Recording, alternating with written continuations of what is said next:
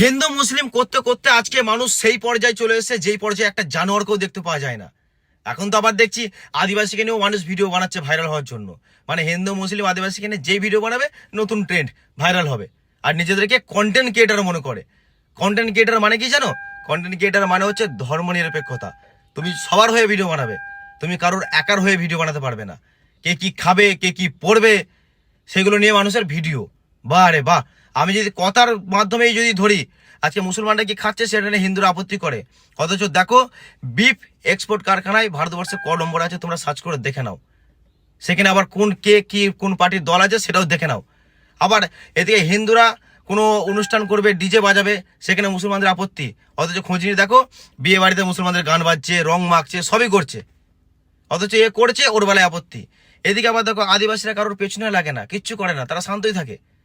কিন্তু তারা কি খাবে কি পড়বে সেটা নিয়েও আবার এখন কন্টেন্ট চলছে।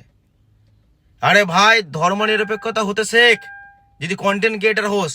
আর যদি ওই রকম প্রচার করতে থাকিস বেশি দিন মানুষের কাছে টিকবি না, মানুষ ভালোবাসবে না। আর আমি একটা কথা স্পষ্ট বলে দিচ্ছি, যদি দাঙ্গা লাগাতে হয় তো এই কন্টেন্ট ক্রিয়েটাররাই লাগায়। তারা একের হয়ে ভিডিও বানায়, কখনো সমাজের হয়ে ভিডিও বানায় না। আর এদের জন্যই সবচেয়ে মানুষ খারাপ হয়ে যায়।